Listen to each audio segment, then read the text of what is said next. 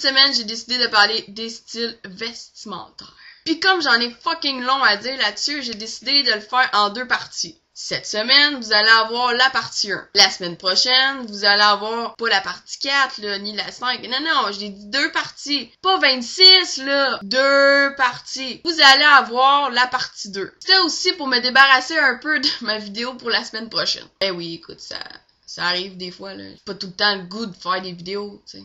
Mais je me force pour vous. C'est ça.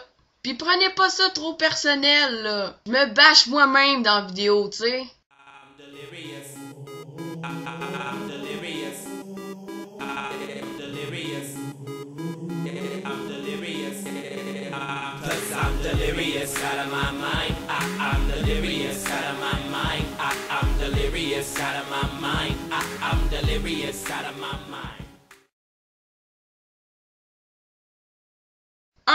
Le style fresh, prep, Kingston et shit. Ça, c'est ceux qui s'habillent avec du linge fucking trop grand pour eux.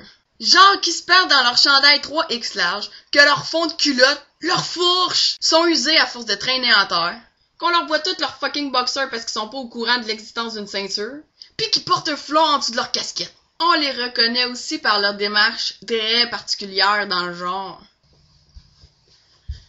Je marche écarté pour pas perdre mes pants, man. Pis j'agite mes bras de mer, man, c'est juste à cause de mon bandeau qui est fucking trop serré, fait que là, ça me fait manquer d'air au cerveau. Oh, on voit mes boxers. 2. Le style emo gothique. Je sais que ça ressemble pas ben pis que j'aurais peut-être dû faire 2 catégories pour ces groupes-là.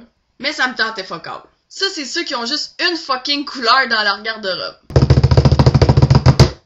Le noir! Ça l'amincit. Leur linge limite, il est correct. C'est leur accessoire. Comme les Kingston et shit.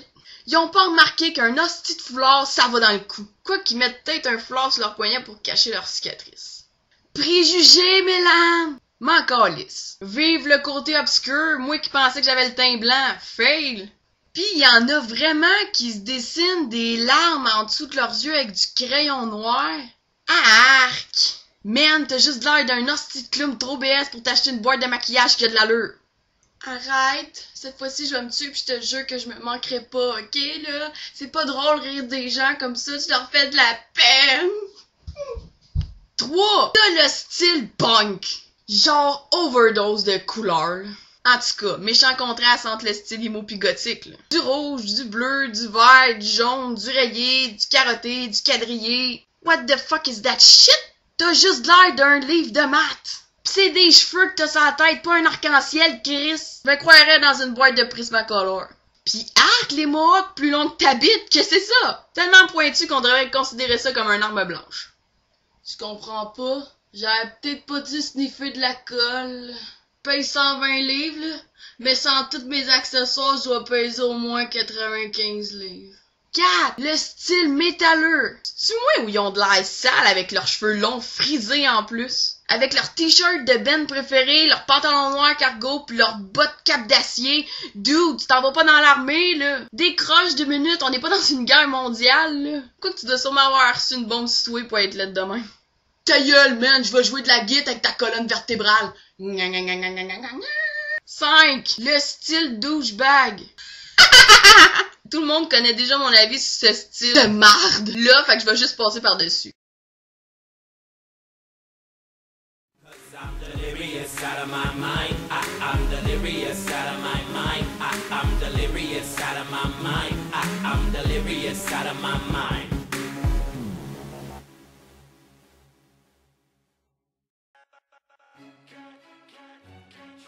Ça se peigne pas, ça se maquille pas, calisse que ça fait dur.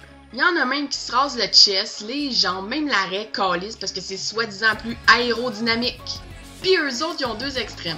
Soit c'est lousse, soit c'est tight. On dirait des médailles, Caris. Dans le fond, t'es juste le résultat d'une vice qui a mal tourné.